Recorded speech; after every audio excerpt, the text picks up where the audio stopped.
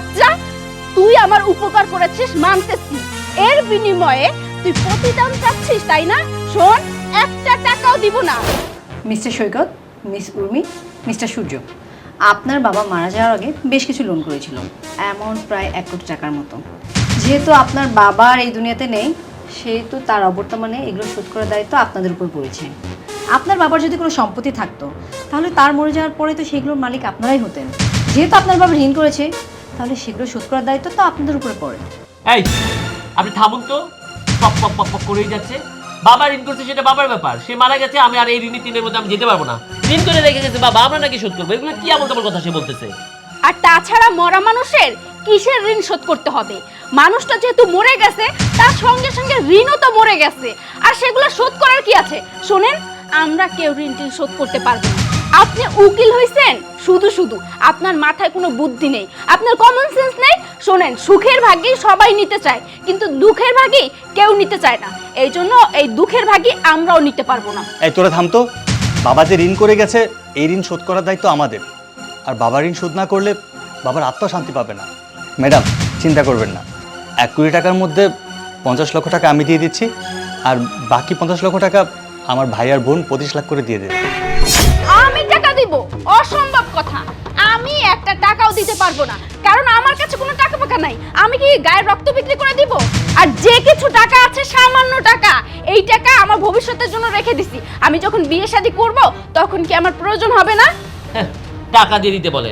এই তোমার টাকা হলে তুমি পুরোটা দাও, আমি এক টানা করিও দিতে পারবো না। আমার কত দেশ ঘোরা বাকি আছে, আমার ব্যবসা করা বাকি আছে, আমার বিয়ে করা বাকি আছে। তখন তখন টাকাগুলো কে দিবে? হ্যাঁ, আসছে দানশীল মহসিন, টাকা দিয়ে দিবে। যাও, নিজে টাকা নিজে দাও। ও আচ্ছা, ঠিক আছে, তার মানে তোরা বাবার ঋণের দায় নিবি না? ওকে, নো প্রবলেম। আমি যেহেতু বাবার বড় সন্তান, বাবার ঋণের দায় আমি নিলাম।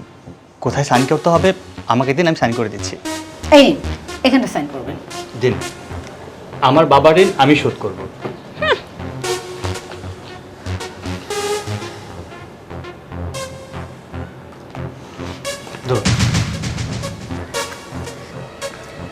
আপনি কোথায় সাইন করলেন জানেন? না তো। এই তো, আপনি না পড়েই সাইন করে দিয়েছেন। আসলে এটা কোনো ঋণের পেপার না, এটা হচ্ছে আপনার মা আপনার বাবার যত সম্পত্তি ছিল সব কিছু আপনার নামে লিখে দিয়েছেন, এবং আপনি তার একমাত্র মালিক হন। আমাদের প্রপার্টি পেপার মানে? এই আপনার মাথা ঠিক আছে? আমাদের সম্পত্তি কিনে হাবলা পাবে? কেন পাবে? আমরা সমান ভাগে সবকিছু পাবো। এই, আপনাকে এখানে কে ডেকেছে? আপনি কেন এখানে আসছেন বলুন? আমাদের ফ্যামিলিতে আপনার কোনো দরকার নেই, আমরা অন্য উকিল ডেকে নিব। আপনাকে এখানে কে ডেকেছে? কে ডেকেছে? আমি ডেকেছি। মা? হ্যাঁ, কারণ তোর বাবা মারা যাওয়ার আগে একটা কাজ অপূর্ণ রেখেছে, সেটা আমি সম্পূর্ণ করলাম। অপূর্ণ কাজ? কি কাজ মা? সে মারা যাওয়ার আগে তার যোগ্য সন্তানকে বেছে দিয়ে যায়নি, সেই যোগ্য সন্তানকে আমি বেছে নিয়েছি। মা, এসব তুমি কি বলছো? তুমি তোমার সব সম্পত্তি এক ছেলের নামে লিখে দিবে, আর আমরা বাকি দুজনকে বানের জন্য ভাইসে আসছি নাকি? মা, তোমার সমস্যাটা কি বলো তো? তোমার কি মতিভ্রম হয়েছে? তুমি এক চোখে নুন আর এক চোখে তেল বেচতেছো। আমরা কি তোমার সন্তান না? আর ছোটবেলা থেকে তুমি আমাকে ভালোবেসে আসছো, তুমি আমাকে সমস্ত সম্পত্তি না দিয়ে তুমি তোমার এই ছেলেকে সমস্ত সম্পত্তি দিতে যাচ্ছ কেন বলো তো? তোদের বাবা মারা যাওয়ার পরে একটাবারও কি তোরা আমার খোঁজ নিয়েছিস?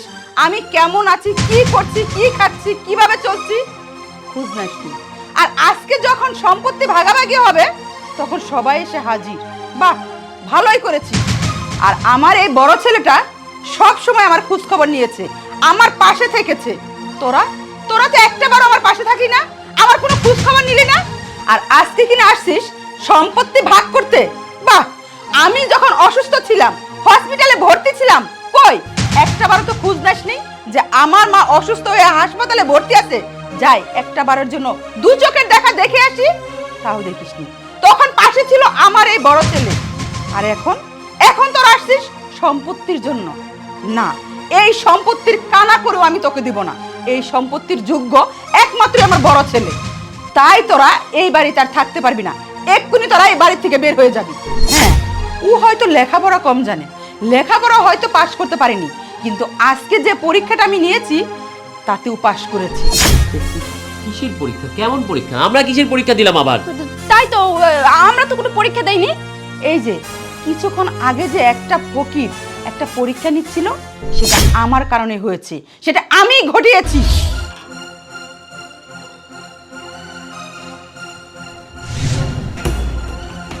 আপা আপা আপনার কি এই গয়নাটা পড়ছে নাকি? এটা আপনার?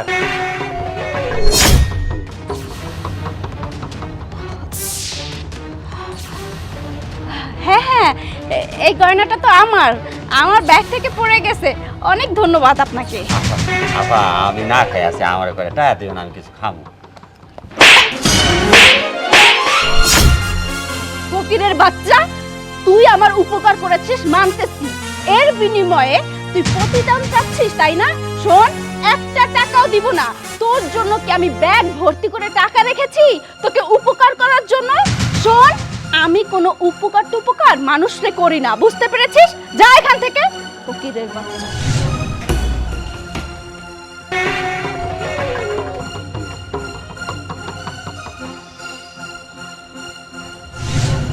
আর এগুলো কি আপনার? হ্যাঁ, এটা তো আমারই টাকা, আমার পকেট থেকে পড়ে গেছে, আমার টাকা। স্যার স্যার স্যার একটা কথা বলতে চাইছিলাম স্যার, আমি না কালকের থেকে না খাই রয়েছে, আমার করে টাকা দিবেন, আমি হোটেলে গিয়ে একটা খাইতাম। তুই না খেয়ে আছিস, সেই না খাওয়ানোর দায়িত্ব কি আমার নাকি? তোকে খাওয়ানোর দায়িত্ব আমার? গরিব ছোট লোক কোথাকার। যেখানে মানুষ দেখেছে সেখানে টাকা পয়সা দেখলো, আমার পকেট থেকে টাকা পড়ে গেছে, এখন টাকা দিয়ে আবার টাকা নেওয়ার চেষ্টা করছে। থাপ করবে তোর সব দাঁত ফালাই দিব। বেয়াদব, ইতর, ফকির, ছোট লোক কোথাকার। আবার আমরা বাড়ির সামনে দাঁড়িয়ে আছি, বেড়ে এখান থেকে।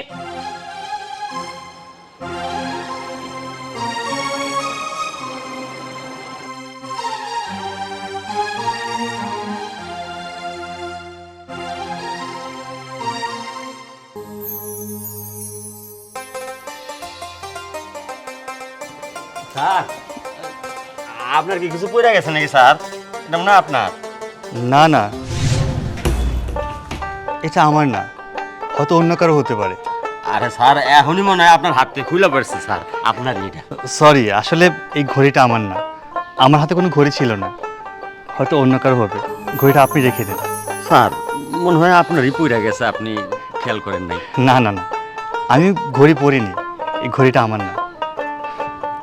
স্যার এটা কথা কইতাম। জি বলুন। আমি না স্যার কালকের থেকে না খাওয়া, খুব ক্ষুধা লাগছে, আমার করে টাকা দিতেন, আমি একটু হোটেলে গিয়ে খাইতাম স্যার। কি বলছেন? আপনি কাল থেকে না খাওয়া? কাল থেকে না খাওয়া মানে অনেক কষ্ট হচ্ছে আপনার। আচ্ছা, আমার কাছে তেমন বেশি কিছু টাকা নেই, এই 200 টাকাই আছে, আপনি রেখে দিন, আপনি হোটেল থেকে কিছু খেয়ে নেবেন। আসি তাহলে।